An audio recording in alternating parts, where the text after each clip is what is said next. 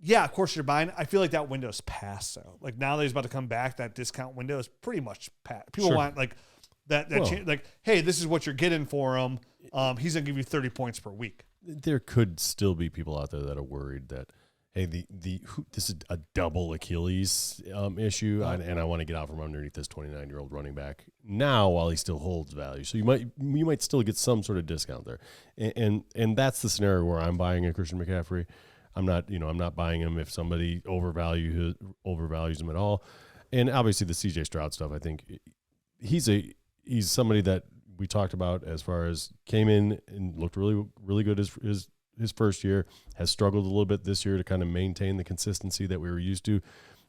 Nico Collins was averaging over 21 points per game when he was healthy. So that was a big loss. I know, people aren't used to hearing Nico Collins kind of in that kind of stratosphere. Tier 1. But he was the number one overall scoring fantasy wide receiver from a points per game basis still to right now. So having him be gone for a while is a big time hit for CJ Stroud. So when he gets back, I would expect that to normalize and get a little bit better for CJ Stroud. So again, similar to Christian McCaffrey, if you can kind of find the right scenario where there is a little bit of a depression there in his value and you can get him a little bit cheaper, I'm down for getting either one of those guys. Obviously, CJ Stroud, the youngest of any of these guys on the list. Sure. So, the long-term outlook there, I think, is great. And Mike Evans, to me, is the cheapest guy. You go out and get him, and he's going to be probably the big difference maker. So that's what probably makes him the buy of the week for me, is that he's the cheapest and is going to have a really good, strong end of the season, I would expect. I agree. Mike Evans is my buy here too. Same thing where Matt said he's going to be the cheapest. He might even cost you a first at this point on the rental. No Chris Godwin. Most likely no Chris Godwin again there next year's too. Baker's playing at a very high level. You're going to get, if not wide receiver 1 production, pretty close to it. He's pretty close to being back. Obviously, CJ Stroud fits any mold of dynasty. Sure, contender, rebuild, whatever. But Mike Evans is definitely, most buyers right now are contenders. So I'm going to speak to that class, and I think Mike Evans is a clear buy. Stephon Diggs would have fit that category if he didn't tear his ACL. Sure. There. But these are the best. You find the teams that are slightly out of it or mid-range, because sometimes even now you'll find some of those teams like, you know what, they realize they are in the middle, and their chance even to make the playoffs aren't very high. Sure. So they'd rather just lose and offload those points anyways to kind of push that narrative. And they might be able to give up Mike Evans now, those like hanger-on guys. Sure. And obviously missing Mike Evans, they've even probably done a worse record as it is. And Mike Evans worth a late first. Absolutely. Hey, Nerd Herd, Dynasty Nerds has an incredible new offer from Underdog Fantasy for new customers. When you sign up as a new customer, you'll get a chance at their new customer free pick. But that's not all. Underdog is also offering incredible deposit bonuses. Use the promo code NERDS when you first sign up, and Underdog will give you up to $1,000 in bonus cash with your first deposit. That's right, $1,000 to kickstart your fantasy football journey. Don't miss out on this fantastic opportunity. Head over to UnderdogFantasy.com or download the Underdog app. Sign up today with promo code NERDS and start your journey to fantasy football glory today. Must be 18, 19 plus in Alabama and Nebraska, 21 plus in Massachusetts and Arizona, and present in a state where Underdog Fantasy operates. Terms apply. Concerned with your play? Call 1-800-GAMBLER or visit www.ncpgambling.org. In Arizona, call 1-800-NEXT-STEP. In New York, call 1-877-8-HOPE-NY. And in Tennessee, call 1-800-889-9789. All right, let's go to our sells of the week here. We have Jaxon Smith-Njigba. Now, if you were watching football this weekend, obviously Jaxon Smith-Njigba, huge game this week. But you mentioned it earlier, Rich. DK Metcalf wasn't playing, and that's kind of always been the trickiest part. Is we're wanting to see if he can be this guy, but we need to see it when DK Metcalf is still there. So I think right now, because his name is buzzing, like I could see a legitimate scenario where, he had 7 receptions, 180 yards, and 2 touchdowns. Like this could be his career high water game. But at the same time, of course, the kind of game he had could definitely be a career watermark game, but like career high game. I hope what they realize is they should use Jaxon Smith-Njigba a little bit more downfield where he can win. Sure. This is a guy who can get separation, right? Like Yeah. he's very good at getting separation, definitely downfield, and that's where he wins and where he can strive at. So I hope this is like a lesson for the Seattle offense. Like, hey, Sure. this instead of these like short little intermediate routes for Jaxon Smith-Njigba, let's use him a little bit more deep on the third level here. So you're right, but like it is a question mark. Like, is that something he can get in the future? Right, absolutely. Next one here, Bryce Young. Look, you're not going to get much from him at this point. And I put him on this list knowing that you're not going to get much for Bryce Young at this point. But realistically, this might be the final sell window you even get. Because at this point, who knows how much longer he has been. They've kind of alluded to, I don't know if they've officially said it, but they've alluded to they're going to give him more games here the rest of the season. They're going to kind of let him keep playing. He gets a win here against a division opponent. Yep. Kind of morale's a little bit higher. Like, this is one of those, like, just what can I get? Can I get a late second? Cool. I'll sell. I'll move on. I'll try again. I don't think I would. Really? For a late second. If I had Bryce Young where I was invested into him in this early in his career. So you would buy, so if somebody said, do you want Bryce Young for a late second? You'd say, yeah, I'll take him. I think the long shot on that late second coming to fruition and hidden is just as good as the long shot on Bryce Young finding and finally putting together after they start accumulating some talent around him. You're right. I think they'd be really stupid not to give Bryce Young the rest of the way. You just got him a win. The kid needs to play. You invested so much into him. Like, you have to, right? Like, I think he needed to sit, and I think he needs to play now. Yeah, I think he needed you like can't go back. No, I think he needed to like A wake-up call? just a pump the brakes. Let's let this thing kind of settle for a minute. So you guys would not sell? Because for me, this is like an easy, like, I would sell right now. No, I just think in general, I think that is what he needed. Sure. I don't think he's going to by any means ever turn out to be anything fantastic. No, I didn't like him before we saw him play bad. Right. So I'm with you. If you could get a second round draft pick for him, I'm You said late second. a second round draft Okay. pick for him. Any? Yeah, Just get me a second round so I pick. think the odds are so low on a second round hidden, like against this Eagles him. He is a playing quarterback. Even a bad quarterback's going to be like at least 10, 12 points probably per game. And he'd still be a great throwing piece if he even gives you like a little bit of that. The team has no quarterbacks whatsoever. He could be like an edge. To me, it's like I would never sell for that. It would have to be. I get it, and I understand what you're saying because we know the second round hit rates are not great. Yeah.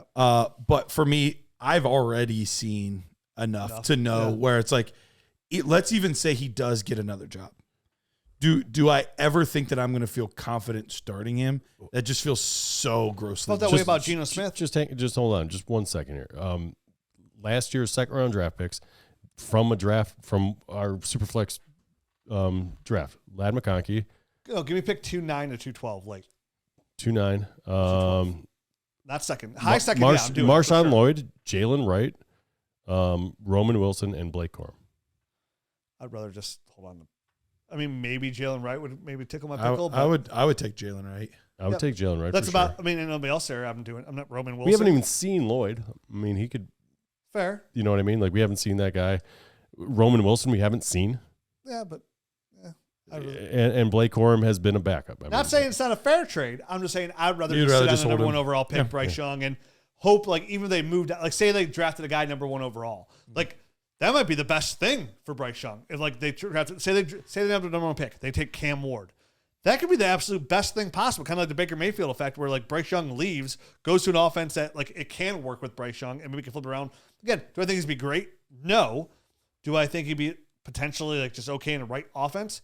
Potentially. Do I think it's going to happen? Probably not. But same thing. I'd rather gamble on that on the quarterback that was a number one overall pick that's still super young than like a Roman Wilson or a running back who's been on IR last year. I could replace a Marshall. Like again, I'd rather. Not saying those are unfair. I'm telling you which way I'm leaning. I'd much rather just sit on Bryce Young and hold on to him. Ricky Pearsall went 2-7. I mean, just for reference. I mean, I would take Ricky Pearsall right. for sure. You're like right on that border of We're getting talking about the somebody. best draft classes of all time. All right. There's going to be a lot of running backs in this one. All right. I'm just saying. Still running backs. There's going to be a lot of running backs. Yeah, whether they're the 14th rookie running back in the class or Bryce Young. Yeah, give me Bryce Young. I know it's crazy. I don't even like. I will saying say it. this, It feels though. dirty. Like somebody just farted in my mouth. I don't like it. I will say maybe just the wrong running backs were taken because Tyrone Tracy was like a late third. I would definitely take Ray Tyrone. Davis. I was going to say Ray Davis was in the third round. Early third. I was just looking at him. So was Bucky Irving. You're cherry picking, fellas. We are, but I'm just saying, at this point, at least give me the scratch off. I would rather the scratch off than the one I already scratched off and said, you know what I like? $0. Cherries. I love cherries. There we go. So good. I don't like. Please pick all the cherries. And you know what? While you're at it, Bryce, strawberries, blueberries, raspberries. Now we're talking my business. Cherries, just okay. Fresh cherries, okay. The cherries they put on top of your ice cream. Oh no, those are gross. Garbage. Those are disgusting. Oh, the maraschino. I don't even know that's real cherries or food. I don't know if it's man-made, land-made. I don't know. Man-made, land-made. It works, right? It did. That was funny. Did man make it in the sky? Who knows where they came from? I don't know. Water made. All right. A lot of people do those big seeds and stuff so like animals can eat them and poop it out elsewhere to grow their species. So I don't know. A bird did just poop some sort of berry on my car. Ooh, The poop was purple. Guave. Guave? Guave. Maybe agave? I think that's bat poop, right? Yeah, it is bat poop. Oh, my. Okay. All right. I learned that from Base Ventura 2. Yep, no doubt, dude. Sure is hot in these rhinos. I know what guave. All right. Last but not least, Tank Bigsby, currently running back 22 on Keep Trade Cut. The volume between him, ETN, and now even Ernest Johnson this is difficult. Just messy as all get out. For me right now, this is the perfect time to sell Tank Bigsby for, look, somebody that could even blow up in your face, but like a Trey Benson type, which right now on Keep Trade Cut is running back 33.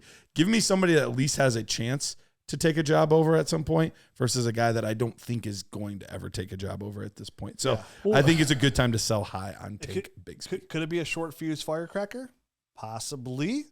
But at running back 22 value, I'm 100% selling. Like, again, ETN's there 100%. What are you going to get for Tank? I know that's what his value is on Keep Trade Cut, but Well, what are you actually going to get? Only at that value. Yeah. Right, and that's what I'm saying. Like, I'll even sell it for like if you ask me straight up right now, would I rather have Trey Benson or Tank Bigsby? I would rather have Trey Benson, who's 33. So I think that's somebody that you could target right away. I think Trey Benson's a good target. I mean, I'd be okay with that. You're getting 1 year younger. Mid-second? I don't know. Well, it's not even about the year. Like, I don't care about the year. Yeah. I care about, is there a chance that this guy could be the lead back in this offense? Well, why is Tank not a candidate for that?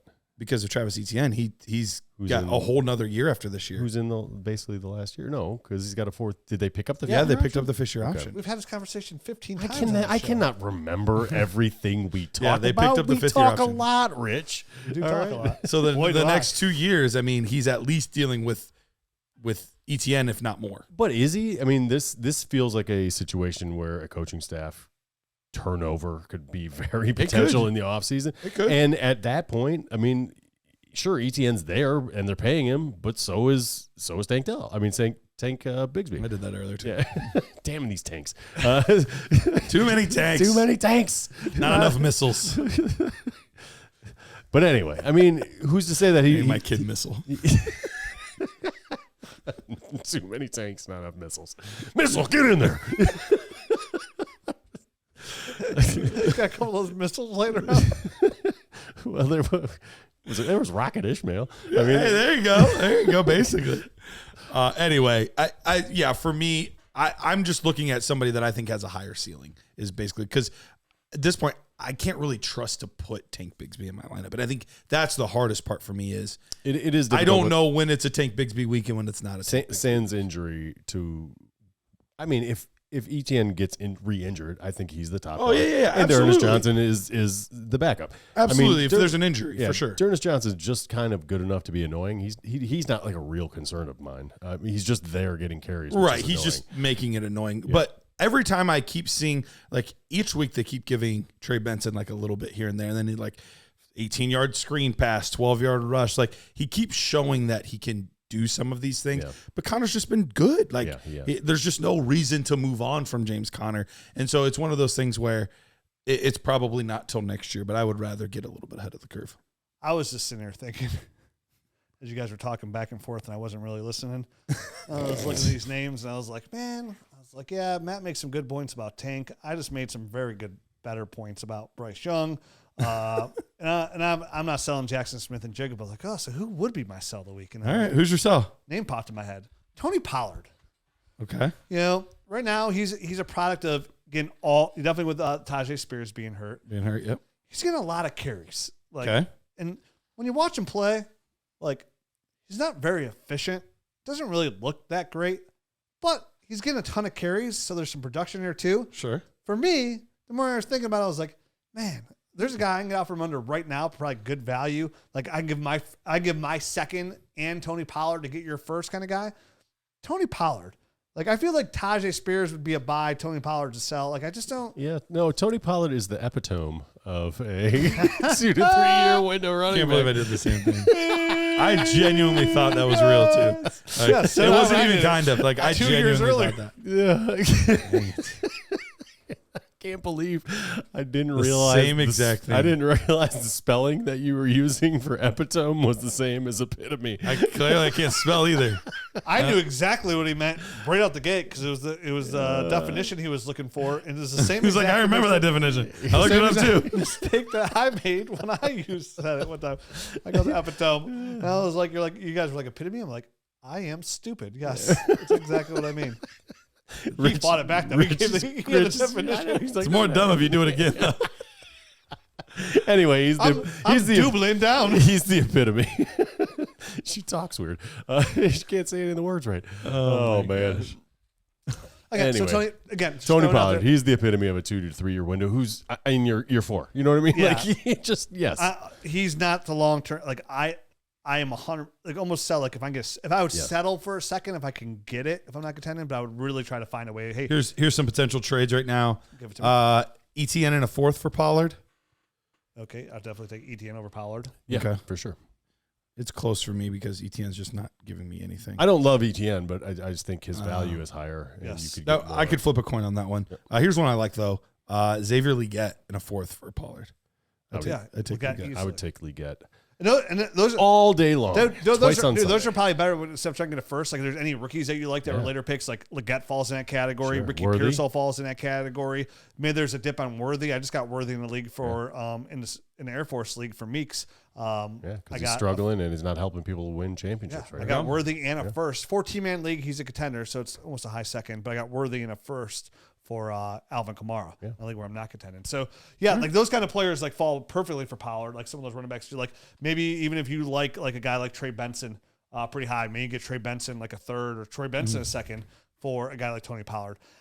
That's my guy. Sorry to go off your No, Spencer totally fine. Yeah, that was a good pivot. I think he's a better sell than all those guys. All right. Just look at his points per game is the best way. Go sort running backs and look at Tony Pollard's points per game and just his like efficiency overall when he runs the ball. Definitely still selling Bryce Young though. Oh yeah, I'm there with you also. All right, let's get into the rankings update. We all went in, dug into our rankings. I didn't. I just looked at my rankings. You didn't make any adjustments. They were perfect. No, I adjust my rankings twice a week. Okay, But the more we talk about it, I want to move CJ Stroud down, but I did my rankings diligently. We'll see. I was trying to give you a compliment, then you John just said you diligently. didn't. I don't do anything. I didn't. I'm an asker, not a doer. I said we dug into our rankings. I didn't. I'm not gonna lie to our fan base. I don't like liars. But you just said you go in twice a week. He just scraped the surface. He just didn't. It was a dig. It was more of a skim. Yeah. Yeah, exactly. dude, when you do it twice a week, you don't have to dig. There You you just go, shake and bake a skim. little bit. You're like, yeah, this guy's down a little bit. This got a good, Tillman. You know what? Tillman another good week. A couple more bumps. You know. All right. Well, let's get into it. What were some of your guys' biggest takeaways from updating your rankings, guys that were significantly higher, significantly lower? Like, what were your big takeaways? I mean, I think, there was a guy that we've been discounting, and Rich and I touched on him the other day. It was Darnell Mooney. We've been kind of poo-pooing that guy for quite a long time. I had him way down at wide receiver 69. He was a buy on like 2 or 3 for us. Yeah, he absolutely was. And he was a guy that, he was 185th overall in my Superflex rankings. I brought him all the way up to 134. He's wide receiver 50 now. It's probably still a little bit low. But that's where I felt comfortable that, in amongst that group there, right around, you'd like to have him as your wide receiver 4 at this point, I feel like, and he's really producing and coming through for some bye week, type of stuff. So it's nothing crazy. He's not like a high end type of guy, but I think if you're on a championship run, he's not a bad guy to go run out and grab for depth. And because he's not going to be an expensive acquisition, and he's really producing there. So Darnell Mooney, I think. Yesterday's price is not today's price. So I have him really close to you. I actually have him at wide receiver 49 right now. Right between, I have Amari Cooper at 48, and then I have Khalil Shakir at 50. I think I have him right around Shakir as well. Which feels quite like that feels about right for me as far as a range, because he is producing, but you do always wonder, when's that other shoe going to fall? Like, they could easily bring in somebody else. So he is a trickier one to rank, but on production, I mean, he's not crazy old. He's 27 years old. I got a wide receiver 47. Oh, wow. So we're all very, very close. Right around 47, 49, 50. So we are all very, very close there. Well, dude, give me a couple of years at wide receiver 2 production. Like, I could live with that. Yep. Absolutely. So, I mean, and you're paying, what, that wide receiver late? No, that's like 5. Wide receiver 5 prices at 49. So, high end 5. Yeah, and that's great. I mean, great depth. A guy that if he somehow stayed there in that system, it should work out pretty well. Absolutely. All right, one of my guys I have on here is Tyrone Tracy that we mentioned, and overall, the consensus ranks for a guy like that is currently 180 or 143. It's a consensus ranks for. Is it really that low? Yeah, I think. So I went off instead of my rank sheet. I went off of we get every. I have him at 88. I have him at 112. So that might have been before, because I did move him up as well. We get a consensus sheet sent to us for our rankings from we have somebody that works for us. And they go through and look at our rankings and they look at consensus compared to like. In fairness, I was probably bringing him down. I definitely moved him up. I don't remember where he was. Oh, at. okay. So you're at. No, it's not just you too. He compares us to others. Oh, so that wasn't just comparing us. It was just to let us know some of the misses. Like, Gotcha. hey guys, like it's like a community at large. Yeah, our ADP. Yeah. Like I think it's our ADP. Like what we use. Gotcha. Like it's like, hey. Just in case you want to change your rankings, here's what the community thinks right now, not compared to what we think. Gotcha. And that just might be a slow to react market type of thing. Probably. And I said you have him 112, so you're running a little bit. I have him at 85. So that's one of the biggest shakers I've had up of my ranking update. So, and I think we could all agree that too. Like this is like a consensus. Like you said, you're so going to. What running back is that for you then? For me, he was down at like. To look here. He was at running back like 69. Now he's at running back 31 for me at 112. So I have him at running back 21 at 88 overall. Yeah, no, and I think he's going to, as long as he continues on the path that he's on, he's just going to continue going up and become one of these guys that's a bona fide RB2. We touched upon it a little bit on the last show. He is a little bit older. He's 24 years old. So we're not looking at. He is a 2 to 3 year window guy. We're not looking at anything more than 2 to 3 years for this guy. So I don't want to put him up in the stratosphere. I don't want to put him anywhere near RB1 because I just don't think he's going to be able to maintain that unless he starts going bonkers. I mean, if somebody goes bonkers and is able to really have value for 3 years, then he should be discussed in the wide receiver or running back 1 conversation. But he's just not there yet for me. Yeah, he has the potential to keep moving up my rankings. What he's done, he's currently my running back 18. Okay, overall. So you even have him a couple spots higher than I do. Yeah, I have ahead of guys like David Montgomery, Bucky Irvin, Brian Robinson, Najee Harris, obviously Tony Pollard. There's Javonte, all those kind of guys. Even Trey Benson right now. I have him ahead of Trey Benson. Where do you have Bucky? I have Bucky Irvin currently as my running back 20. Okay. Right behind David Montgomery. I have him at 28, so I have him a little bit above Tracy. 27. Still. Okay. And so I think that's an interesting, test case between the two because obviously they're both rookies. Neither one of them were super high draft picks, but Bucky was a higher draft pick than Tyrone Tracy. So just kind of as a measuring stick to show how far he's come, I think so far in the season is that he's getting talked about already in a guy, Bucky Irving, who all three of us like. Yeah. So I think that's a pretty good conversation to have and kind of at least a start to it. Yeah, anytime you can find a running back that's going to live in a 3-year window, which is which again, it's hashtag 2 3-year window. I've been saying for 11 years, right? Because that's the window you live in. It's always been for running backs for me, hashtag 2 3-year window. And I like how Garrett's kind of pivoted to his whole dynasty strategy, hashtag 3 to 4 year window is what he looks at. So once you find something that fits that window, like they're a win now caliber player, they're a young player, that for the running back at least wise, they're going to get a massive bump for me, right? Like it's not like there's a defined line between like you're doing it right now and you're younger, and obviously we all love what we've seen out of Tyrone and Tracy compared to like what could be with like Bucky Irvin, Trey Benson. Like every game that goes by every week is another day or week out of that hashtag 2 to 3 year window. Like it's such a small window where like, hey, if you miss a year or you can get 1 year ahead of it, like that's all the difference. But I mean, that kind of player. Did you guys watch that Tampa Bay Kansas City game last night? Oh, man, yeah. Great game. It was a great game, but I feel like every time Bucky Irvin touched the ball, he was doing by far the best out of all those guys. He was. And then, of course, Rachaad White gets the carry. Yeah. Touchdown. He only had 3 attempts, though, on the whole game. So which is something to keep an eye on. I think we're seeing it shift, and even Tucker got a little bit of run there. Some run in there too. Yep, right at halftime. Right after halftime, he had a big time return, and then they kind of rewarded him with some carries. So, I mean, I think we could. It's a mess. It's a mess. It is a mess. But Bucky's the top guy. But Bucky is the best running back I think on that team, and Sean Tucker might not be the third best. He might not. Speaking of young guys performing. Where did you guys end up putting Cedric Tillman? Because he was a really hard one for me to place because I liked him a lot as a rookie or as a college player coming in. Yep. Obviously a disappointing rookie season. Hadn't done much with Deshaun Watson, although, to be fair, nobody in this offense did much with Deshaun Watson. Correct. But instantly, as soon as Jameis Winston came in, I mean, he's been bonkers. 3 weeks in a row with the touchdown. He might even still be the number 1 overall receiver over the past 3 weeks. He's the number 1 overall receiver the last 3 weeks. He's been awesome. So I moved him up, but I think I have him still too low. Where do you have him? I have him at wide receiver 50. Okay. Oh, wow. I have him at 38 right now. I have him at wide receiver 37. Okay, so we're really close. I have him right ahead of Mike Evans, right behind Xavier Legette. Okay, I have him just behind Xavier Worthy, just ahead of Jameson Williams. Yeah, so I feel like he needs to continue climbing in my. Oh, actually, I lied. Nope, I have him 33. 33. I lied. I have him at 33. I had him at 38 earlier in the day. And honestly, I'm looking over here, and right now, like, would I rather gamble on Cedric Tillman or Jameson Williams? Would I rather have Terry McLaurin or Cedric Tillman?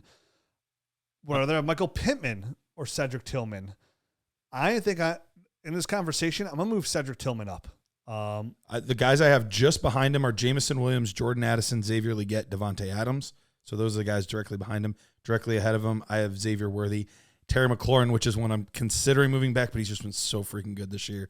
And George Pickens are the 3 guys ahead of him. Yeah, I have Worthy ahead of him. I have Pittman still ahead of him. I have Ricky Pearsall ahead of him. I have Tank Dell ahead of him. I'm moving up all the way up to wide receiver 33. I'm going to bring him right now up to wide receiver 40, and that's where he's going to stay until he pieces together a couple more. Okay. I mean, a third of the season so far, wide receiver 1 overall last week. So another week. And honestly, if he does it again this week, this is a player that's going to continue ascending up my ranks. It's a team that's wide open. I mean, there is nothing established on this team as far as pecking order at receiver. Definitely. So and obviously that's a gamble, but again, this is part of the game that we play, the gamble and the risk. Like, do you think this is a long-term asset? Do you not think it's a long-term asset? And right now, this Cedric Tillman can just be living because of, hey, Jerry Jeudy drops the ball a lot. David Njoku's still getting his shares, but like right now, you're the best option that they have. The quarterback who's going to be throwing the ball next year is probably not even on the roster as it is anyways. Mm-hmm. So this could be a situation where Jameis has a good rapport with Cedric Tillman, and that's just what it is. He's being a product of the just the number 1 targeted player on the team. And listen, his hands still have to get a little bit better. They do as well. So for me, it's a risk enough where I'd rather gamble on him than those players behind him because I'm chasing the upside and the players that in the youth. But it's also, I feel like if I'm going to gamble here, this is a good like tier to start gambling on these kind of players, like because you're shooting for the higher upside. Because everybody behind them, are they solid players? Players you on your roster, players you're not giving away. Yes. Are they replaceable? 100%. Absolutely. Like even Michael Pittman, who I have ahead of Cedric Tillman, is very replaceable at this moment. He's another one that I've considered moving behind Cedric Tillman, which it feels a little premature, but I'm not far away from doing it. I'm giving him another week or two. The thing is, he's injured, and that's what makes it difficult. He's been playing hurt with a hurt back. Bad back, yep. So to discount him and move him down because he's not performing well, if that was not injury related, I would say yes, it warrants that. I'm gonna give him the benefit right now while he is injured, and kind of not touch him for now. I think that's fair. Rich, you have a good one on here. Drake Maye. Where do you have Drake Maye right now? Yeah, so right now the consensus again is Drake Maye right around 54 overall in Superflex leagues, And for me, I have him at 23. That's really high, which high. I like it, but it's a hard one for me. So what quarterback is he at then? I have him right at 55, by the way. Right around the consensus, yeah. Oh, let me see here. I have him, for what it's worth, I have him at 40 overall. So now I'm remember, kind of splitting the difference. I rank quarterbacks in Superflex significantly higher than other players. So for me, at quarterback, I have him all the way down at quarterback 12 overall. Okay. So I have him at quarterback 15. So there's a few 17, spots. Yeah. And here's why. So here's my thing on Drake Maye is, one, we talk about youth all the time. The reason I have CJ Stroud where he is mostly out of youth. Mm-hmm. Drake Maye is 22 years old in 2 months, right? Drake Maye has played 14 quarters of football this season. He's played 3 games. In those games, he had about 18.7 points, almost 21 points, and 22.5 points. He's averaging, here's the biggest thing why I have Drake Maye so high, and because of his youth, behind a team that's everything around him is straight trash right now. Yeah. In those games, he's averaging 6 rush attempts per game for 59.7 yards. That's crazy high. Okay? Mm-hmm. That's crazy high. So He logged 95 rushing yards on Sunday's game. So when I'm looking at a startup or player value, again, I value that quarterback significantly more than other players because of the production that you get. If you give me a 22-year-old quarterback like Drake Maye, if you put Drake Maye on the Texans, he'd probably look pretty good too. Because he looks, again, he's still learning the game, so he's gonna make some dumb decisions. But what I've seen on tape so far, this kid's got some talent. He does. And it looks that like drive at the end of the game was huge. Now, granted, he did. It was almost picturesque because he did the step up and be the leader thing. Drove his team all the way down the field. Ridiculous pass to end regulation. Scores a touchdown. Just an amazing play, navigating the pocket, keeping his eyes on field. Beautiful. Then what does he do in overtime? Throws a pick. Yeah. Such a rookie thing to do. You see both sides of the spectrum. And yeah, I see that. So for me to have him 23, what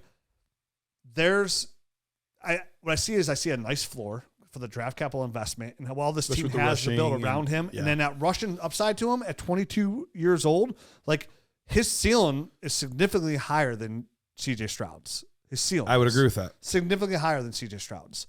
Again, when you come to value, drastically different value. Mm-hmm. So for me, I have him ranked that high because I think that's where he should go. If I take a quarterback in the first and then I take the wide receiver in the second, usually in that third, fourth round, right around there, that I want to grab my third quarterback.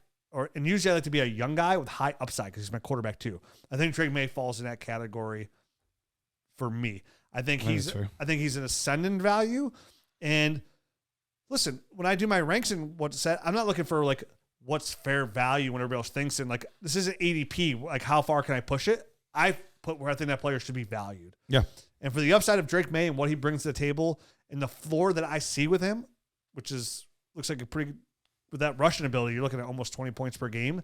That's a high-end dynasty asset. Absolutely. So with his age and what I've already seen in such a minimal amount of games with nothing but garbage around him, yeah, I have him ranked probably twice as high as consensus. So he's a player who over these last couple weeks has really ascended my dynasty ranks. I agree. For what he's doing on the ground. Yeah, I agree. I'm not quite ready to put him in my second round just because of the risk with such a high value asset. So I have him at 40, which would be basically a really early fourth round pick. So you have him as basically a late second. I have him as an early fourth, and then Matt would be closer to the fifth round.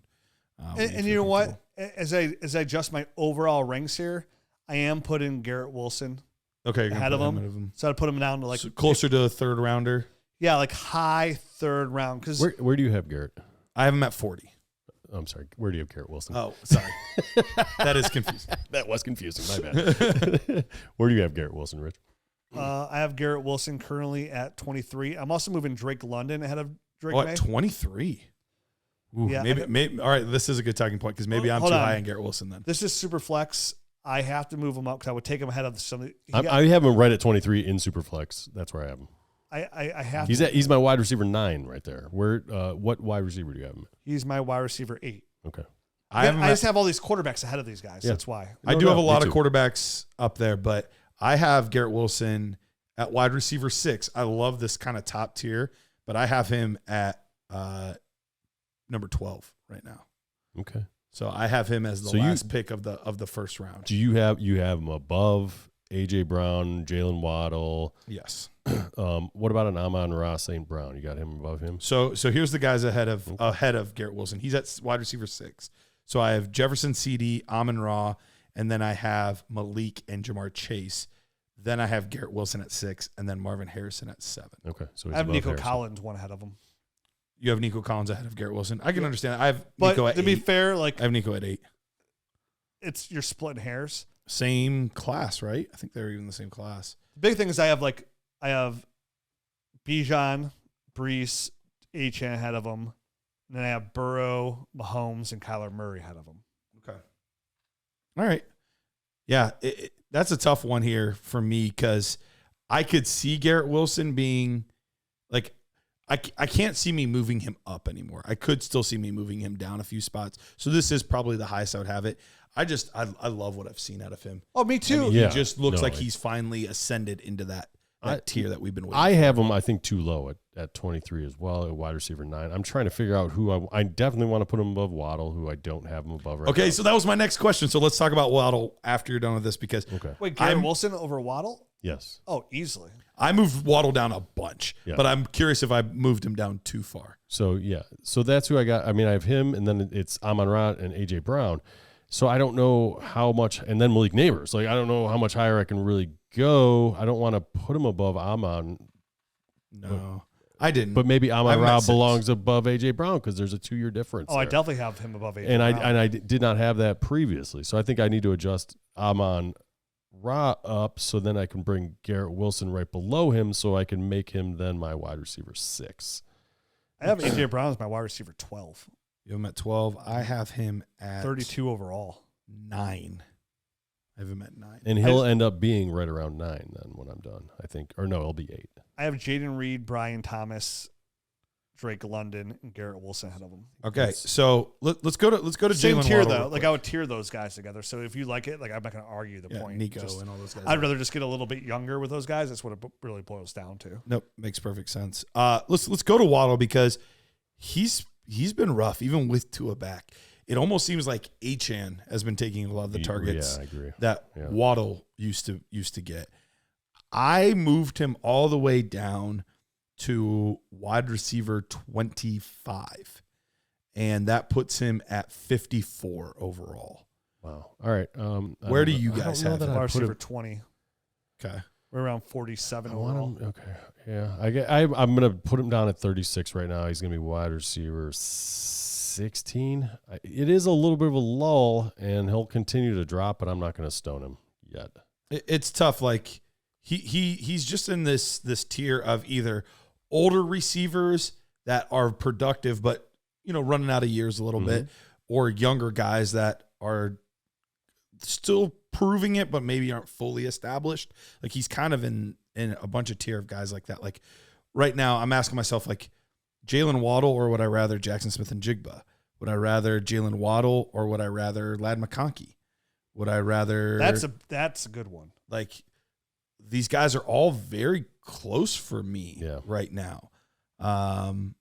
So Dude, Ladd's still such a good buy. Give me all the Ladd McConkey shares I could possibly get. yeah, he's a tough one. So yeah, I was curious where you guys had him, because even like DJ Moore, I have a little bit ahead of him. Obviously, DJ's not been great this year. Yeah. I mean, that's because he's just not great. Stop it. He was wide receiver 5 last year or something? I'm just joking. I'm just joking. But any other big ones that you guys want to go over? I know you put something in there about DeAndre Hopkins, which he's a tough one to rank. He is a tough one to rank. I just wanted to mention it because I think he's on such an upward trajectory here in this new offense that people have almost forgotten about this guy. I just wanted to mention him. Like, as you should. This guy came out of nowhere. He's back. And I think he's going to be a relevant factor, especially as he learns the offense in the next few weeks, once he actually knows what the hell he's doing. What would you give for him right now? If you're a contender. God, that is tough, man. 2 seconds. Because you don't want to give the first. So I think 2 seconds is the right answer. You can't, because he's 32. You can't. I mean, he could literally fall off the face of the earth at any point. Yeah. But is there, like, from this point on, could he be a top 12 receiver? Absolutely. Yes. Yeah. yeah, dude. That's what makes him so difficult. He had 9. What did he have? 9 targets, 8 receptions, like 80-something yards, and 2 touchdowns. 2 touchdowns. Like that stuff's going to be open for him because he's just that good. He can get open, and Mahomes is that good at distributing. I mean, I don't think it's a coincidence that Mahomes had his best game, and he's got this guy that he can just kind of chuck the ball up to, and is really good at coming down with football. So I mean, it's going to be interesting once he learns where he's supposed to be.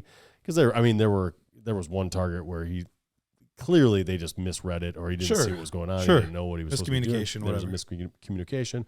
Once all that stuff's ironed out, I think he's the kind of professional wide receiver that can really up Mahomes' game and kind of make him look good and kind of have him returned to a more, I don't know, I don't want to call it a more normal place for him, but someplace he hasn't been in the past couple of years while he was kind of dragging these younger guys kind of up. So I don't know. It's interesting. He's a very interesting player because he's 32. He's 32 years old. So old. But he could win you a championship. And that's the thing. This year. You're really, honestly, the best way just to look at it, the safest way, is like you're getting a really good next 7 weeks. Yeah. And what's that 7 weeks worth to you? And I always say a championship is worth its weight in gold. It's just for the first, I feel like you can just do better. Yeah, you could. And sometimes it is perceived value. As much as we want actual value, sometimes it really is just how do other people see this guy and what should the market be based on that? And yes, I'm willing to overpay, but at some point you just get, even if he's worth it, is the perceived value I'm giving up, is it worth it to do that? And usually you can get more for that perceived value. So that's where it can get tricky. But anyway, I think that covers most of the guys. Anybody else that you guys really want to get through? Brock Bowers took a big jump. That's about it for me. So just in your overall rankings, because he was already at 1, right? Yeah, he's my tight end 1, but overall rankings, I have him as in Superflex tight end premium, because it's tight end premium. I have Brock Bowers as my 7th overall player. Oh, wow. Yeah. I have him as my 9th. I have him. I mean, outside of Jaden Daniels going to my number 2 overall player, I've had 2. I have him at 23. Oh, see, you're nuts. I have at number 9. I have him above Lamar Jackson. I get the longevity. I just don't know, is he going to be that big of a difference maker to be able to justify taking him that much before? I don't know. That seems early for me. It does seem early, but think about it, man. If he's going to be in your lineup as a cheat code, which is what he could possibly be, a wide receiver 1 in your tight end position, in tight end premium, I mean, that's a... Yeah. Again, the best way for me to describe it is how I value him. Right. Again, for this position is, if you can go back 8 years ago. You get Travis Kelce. 8 years ago, right? So he's 21 years old. So even that longer than that. But if you can go back just 8 years ago, where would you take Travis Kelce, knowing what he was going to do in Superflex tight end premium 8 years ago? Yeah. No, I mean, that's fair. That's where I value Brock Bowers. I think Brock Bowers is a better tight end than Travis Kelce. He might be, but he doesn't have Patrick as a Mahomes. Prospect. I agree. No, I agree. And that's a big part of why Travis Kelce was Travis Kelce. But they are dog crap bad. Yeah. And they are going to be getting... Dude, he's going to see a 25% target share religiously. I could see me bumping him up to 16, 17. I don't think I can get him in the first round, though. Raiders feel like... they're already blowing this thing up. Raiders feel like another team that could have a whole new coaching staff next year. A true have and have not. It's that, again... Kelce was such a difference maker. Dude, there was an argument to take Kelce 1-1 overall 4 years ago. What is Norv Turner historically loved in his offenses? Tight ends. Guess who's... I'm not expecting him to be the long-term offensive coordinator. He's not. His son is. But his dad is coming in as an assistant. And that tight end position is about to become higgity hot. 7 and 9. That's too rich for my blood. It's just where I think he's worth the juice. Because then... Again, so that's almost so you're taking him ahead of Bijan. You're taking him ahead of basically all the receivers. You can find other. So you take him ahead of Justin Jefferson. Okay, when you come to options of Bijan, there's Jahmyr Gibbs, there's Breece Hall, there's Devon Achane. When you talk to receivers, there's Justin Jefferson, CeeDee Lamb, Amon-Ra St. Brown, Jamar Chase. There's all these other guys.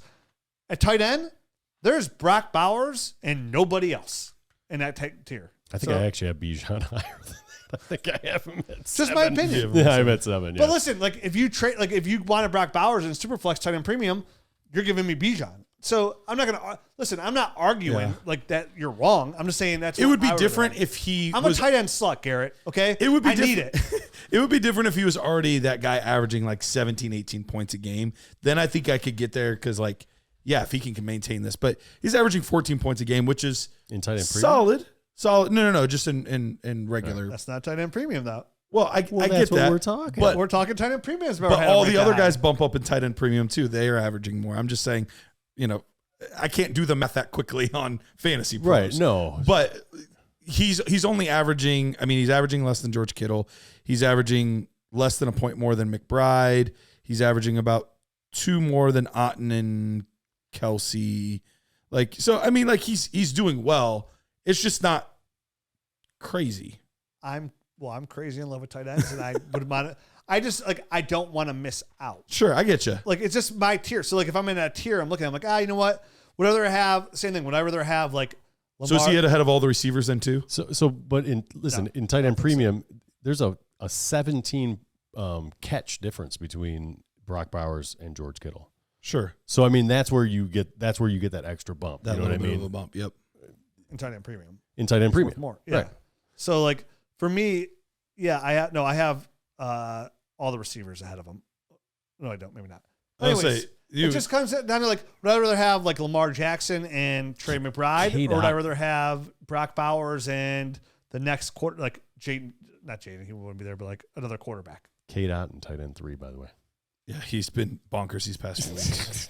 He's been bonkers, but Yep, all right. All right. Well, God bless America. Adios.